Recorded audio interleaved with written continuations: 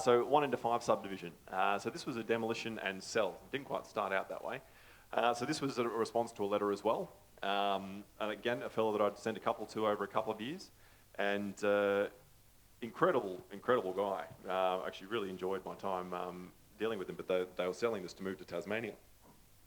But so he responded to a letter. I went out and met with him. We had a chat. We agreed on a figure of 900,000.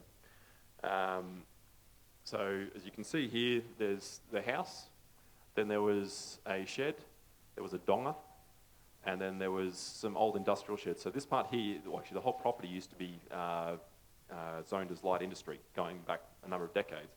In fact, that right there was the original Paul's Milk Depot in Albany Creek, when all of this was dairy farm around here. So it goes back quite a way, and he was there for most of it.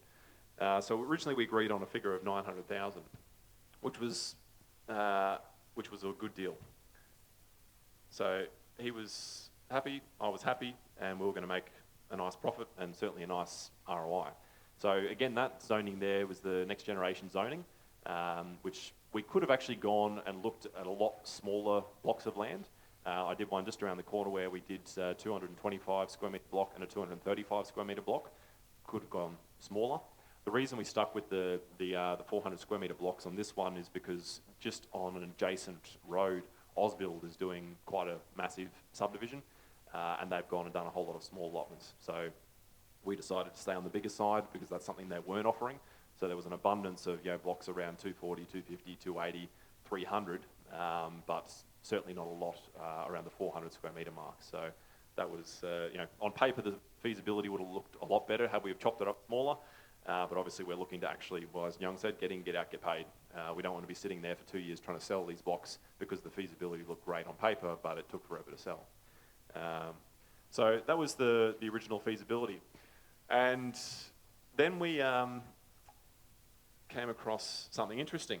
So originally the idea was to actually keep the house and cut off 4 blocks. And in the due diligence phase, what we discovered was that the house was not an approved dwelling. There was no council approval, there was nothing. The house did not exist. And then we also found out through the due diligence that there'd been a very significant house fire. And to say the house had been put back together in a interesting way was probably an understatement. I think there was some Bunnings electrical cable running around in the roof, for lights and switches hanging out. And it clearly been a home job to fix, my guess being, because no insurance was going to pay out because the house was not an approved dwelling. So effectively, we weren't actually buying a house and land. We were buying a block of land because the house was worth nothing. Because to try and sell that to anyone else would have been a nightmare. And there was also pretty good argument that it wasn't necessarily a safe house in the way that the electricals had been done. And the only way to get an approval on that property at all, if possible, would have been to strip it back to its frame because there was no approvals even at the framing stage. There was literally just nothing. The property didn't exist. So that then opened up the option to go back and renegotiate. Because originally I was buying house and land, and now I'm just buying land. It was pretty clear that they were well aware of it. They certainly dropped their price very quickly and were very agreeable to it and did not seem shocked at all when I put the findings in front of them. So we'll come back to that in a second. So we ended up having to donate about a metre of land along Leaches Road South here to the council. And I mean, they always take the corner, but I wasn't overly happy about that part there. And then we had a Telstra pole there, which was a bit of fun. So in the conditions, it said we needed to remove the Energex pole. And we first had to have a debate with council to actually get clear that it's not an Energex pole, it's a Telstra pole, there's no power on it. They were adamant that that's where the power came into the property, except there was just no power on the property. Oh, sorry, power from that pole. So we had to get rid of the Telstra pole, and our electrical engineers gave us an estimate because it would have to go through the Telstra works team, that we'd be looking at a cost of 40 to 50 grand. So I fell off my chair at that point. But as Nguyen said, sometimes you win, sometimes you lose. This time we lost on the land. We had to donate the land, but we won on the Telstra pole because it only actually cost 5 grand. So that was, still 5 grand, but I'd much prefer 5 grand over 40 grand. So this was the property. So this was the unapproved house here. Then you can see all the other sheds over here. We managed to salvage quite a lot out of the house because the house having been burnt down not too long ago, there was a lot of actually reasonably new stuff in the house, which obviously could be sold on Gumtree and alike. That's the block now all cleared. Our sales sign there. So we've got lot 1 under contract. Lot 2's unconditional. Very hopeful in the next 24 hours that we'll have 3, 4 under contract as well. And so the purchase price was reduced to $760 from $900. The way, I'm trying to remember now how we actually came to that figure. That's right. In our discussions, the house had been roughly valued at about 150 grand. That was their words. They valued the house as an asset at about 150 grand when they were talking to me earlier. So that actually kind of worked for me in the favour, going, well, you said the house is about 150 grand, but the house doesn't exist. In fact, it's actually going to cost me 15 grand to get rid of it. So, that 150 grand is no longer there. And they went, fair enough. Would you accept 760 instead of 750? I said, yeah, pretty happy with that. So that was how we came from 900 to 760. And my point there would be, who would have asked for 760 or who would have left it at 900? As in, I shouldn't give you 2 options. Who would have asked for the discount to 760? Yeah? Cool. I only ask the question because people often ask, how do you get deals below market value? And the reality is you ask. And most people never get a deal below market values because they're not willing to actually ask for a below value price. So that was the reason I asked that figure, because ultimately, look, and I get a lot of no's, don't get me wrong. And that's probably the thing to get is you get a lot of no's, you kiss a lot of toads, and eventually you find yourself a princess.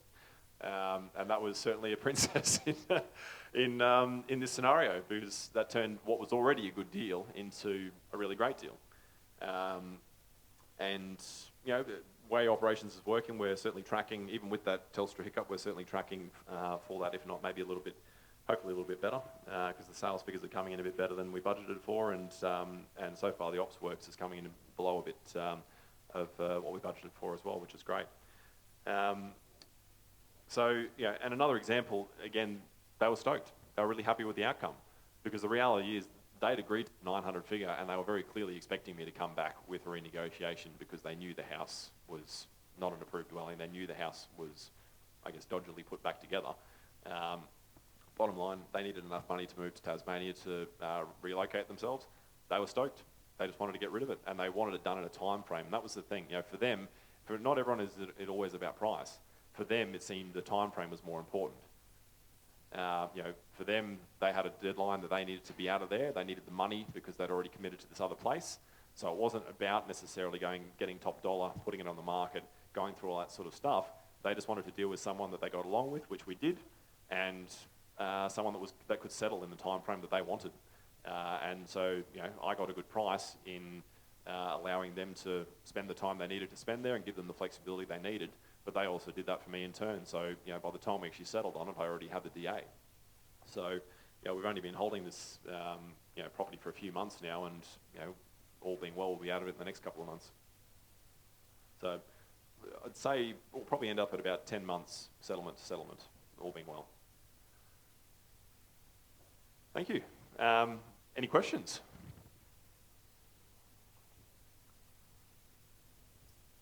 Just Jim putting his hand up with the mic. Oh, sorry, we've got a question here. Did you use an option on the... So the question was, did I use an option? No, it was just a standard contract. Yep, long settlement, but not an option.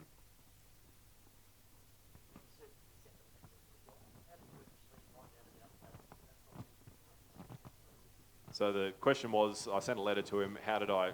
Jim, where's the mic? The question was, I sent a letter to him, how did I originally find out about the property? So I have a very specific profile of property that I look for in various suburbs. I used to do it myself, now I have a team that does that for me, so I give them the profile, they look for the properties, and then they do the letters, they send it on behalf of me, and I get the phone call when it's, well, hopefully it's someone interested to sell. Not always. Yep, yes. How many letters do you send for every 100? What's the hit ratio? It varies a lot. Year to year, it's very different. Look, 1 year it averaged at about one in 600. The next year it was 1 in 1,300. It just depends. Yeah. Hey, Beautiful. mate, what were you saying to this guy to negotiate down his value? Which one, sorry? The one which undervalued his property. Which one? As the question is, what the hell are you saying? Look, in all honesty, the first one, as you kind of heard, I wasn't saying anything. He was talking himself down. That's literally how it unfolded. Is I really did just sit on the phone and allow him to talk, because the more he talked, the more the price went down. That's no, I'm not kidding. Yeah, and look, honestly, that sometimes is the best thing. Is you just need to sit there and let them talk. I didn't say any magic. Honestly, that's from sending a lot of letters. I created the opportunity to be the guy that got the phone call. That's basically it. I've had that scenario before where someone will hit mute on my phone so I don't speak. Like sometimes, because you want to feel that silence, but you know you're not supposed to. You just hit mute or hold your tongue or something. And it happens. To let them talk. Yep. Yeah, good strategy.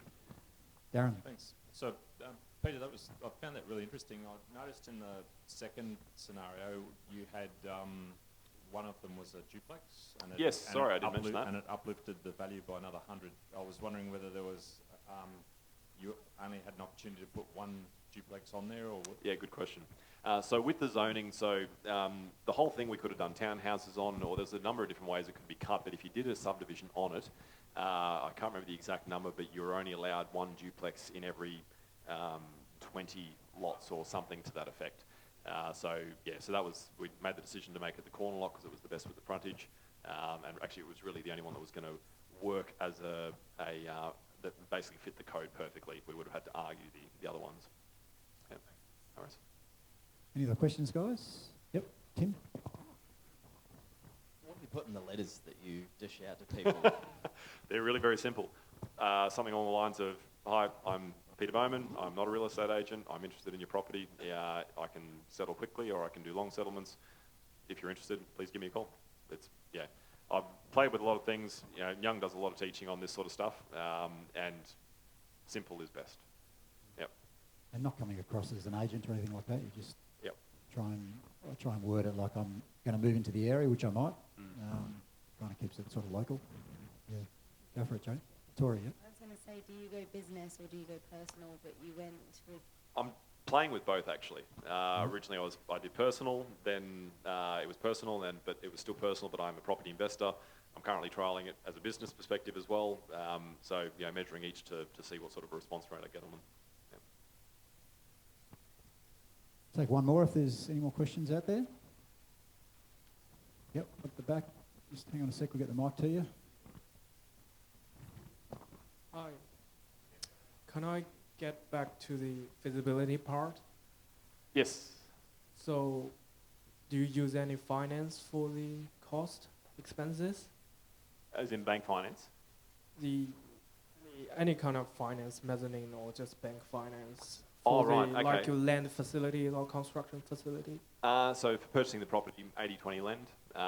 The way it actually unfolded, the one that I bought for 322, I ended up settling that one with cash because the reality is any bank that went and had a look at it, even if I could have got them in, which I couldn't because of the tenants, another reason why he would have struggled to sell it elsewhere was they would have gone, this is unlivable. So that one I settled with cash. But typically I'll purchase the property on an 80-20 lend. I use investors. Anyone happens to have a couple of $1 million lying around, you want to work with someone that's done a lot of deals, give me a call. I do use investors. I do fund some myself. I do use typical bank finance. Yeah. So does the cost of interest include in the holding cost as well? The cost of interest? Yeah. Yeah, so with the 322, you notice there was none because I paid cash. Okay, thank you. Yeah. Awesome, guys. I might leave it there. Please acknowledge Peter Bowman. Thank you very much, mate. Thank you. Fantastic.